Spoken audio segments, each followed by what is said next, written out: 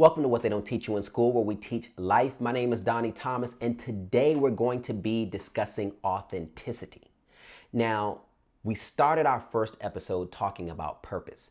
Now, why did we start talking about purpose? Because purpose sets the foundation from which all your actions in life should flow.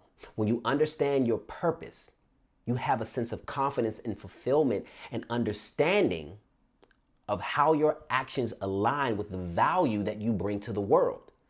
And I tell people all the time, I say, if a mission statement is good enough for Amazon or Google, why is it not good enough for you? Because people make up all of these major corporations. So why are we not doing the work to understand the value that we bring to the world to minimize the dissonance or the angst or the unhappiness that we have when we put ourselves in these positions? Because when you understand the value that you bring to the world, you understand how to align yourself with the people and the places and the things that help you to meet that mission. What's your mission? That's the foundation of it all. But the challenge is staying on task with your mission. That's a challenge because ups will come and downs will come. Life is not going to be perfect. But it's how you meet and face challenges that really matter. Yes, you may have your moments where you cry. Yes, you may have your moments where you're angry. This is not about being perfect. Be kind to yourself. But understand how to navigate out of those situations much more quickly. And what does that have to do with? That has to do with managing your emotional state. That's the key.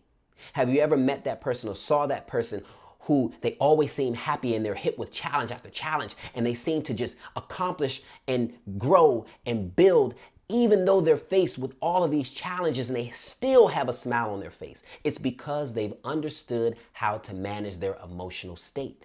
It's the foundation for how you sustain your purpose and your momentum as you move towards your purpose. It's your emotional state. But again, that does not mean that you're never going to be sad or you're never going to be angry or you're never going to tap into what seems to be negative emotions. But the challenge is how quickly are you navigating out of that?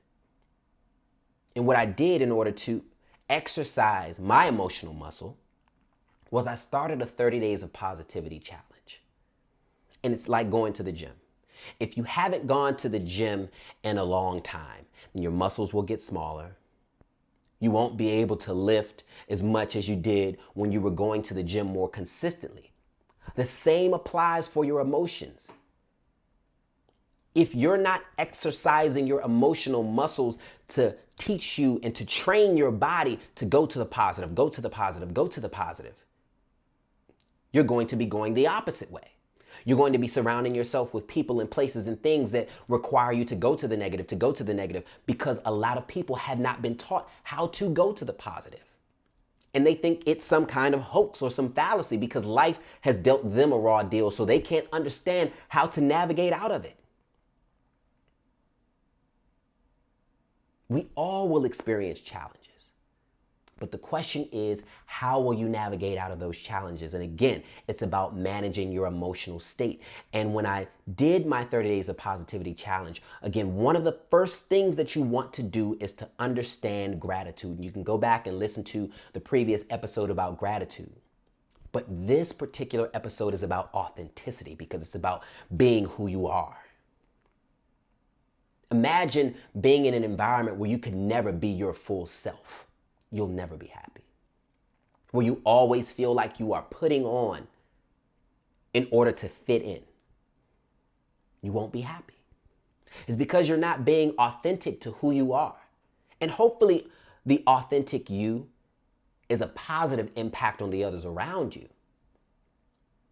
But when you live in your authenticity, it has a lot to do with you understanding your values. So if you value family, if you value fun, if you value your job and your profession, align yourself with people and places and things that also align with those values. Because think about it, if you meet somebody, whether it be a friend or a romantic interest, and that person does not align with those values, they tell you, the type of fun you like to have, I don't like to hang around family like that. I don't like your family. 9 times out of 10, that's not going to work. You're setting yourself up for failure because there is a misalignment in your values. But when you align yourself with people who have the same or similar values that you have, and I mean the core values, you'll find that those relationships are a lot more fulfilling and they're sustained for a lot longer because the core of who you are meshes with the core of who they are, and you're able to grow together. Now, at some point, sometimes people grow apart because there's a misalignment in values and there's a misunderstanding in how those values align. But that's okay because nothing is permanent. But the core of who you are tends to stay the same. But we're not taught to understand our values. And this is why I walk people through these exercises. This is why we do those exercises, because we want to be firm about our mission and we want to understand our values, because those values guide us in the direction of the things that will help us to accomplish our mission and not feel any angst. And we'll be able to manage our emotional state because we understand who we are. First, you understand the value that you bring to the world. Then get an understanding of who you are. Right? Because who you are is what you bring to the table. That's a part of the value that you bring. Your authenticity. People can smell inauthentic people from a mile away. And people do business with people they like. And 9 times out of 10, if people don't think that you are being authentic, they won't do business with you. And I'm not just talking about business. They won't want to be your friend because they can't tell whether or not you are being genuine. And so when you understand who you are, you'll notice that the people who are not meant to be in your life will start to fall away because your values are not in alignment. If you have people that are in a certain stage of their life where they want to do certain drugs or they want to hang out all the time and you're trying to focus on your personal development and your progression, or you are just a newlywed couple and you're trying to work on your marriage and you're trying to grow and develop as a couple, but you have single friends that don't want to see that succeed, there is a misalignment because they can't understand or comprehend where you're trying to go. It's nobody's fault. There's just a misalignment of values. So the central question today is, who are you authentically? Who are you authentically? Think about that for some time. Sit and think and be intentional about thinking about who you are authentically. Again, hopefully who you are provides value to other people and it's not hurtful or harming to other people. But when you live in your authenticity, it will allow you to live a much more fulfilling life. Because not only will you understand your purpose, but you'll understand your values. And you will understand the types of people and places and things that you need to incorporate into your life in order to sustain your journey towards your purpose.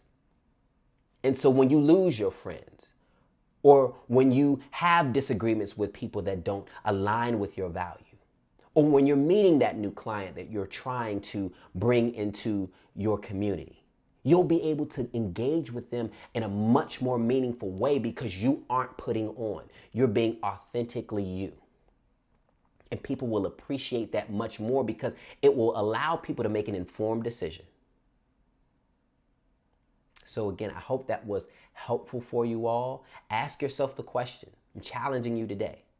Who are you authentically? I hope this helps, and I can't wait to talk to you next time. Peace.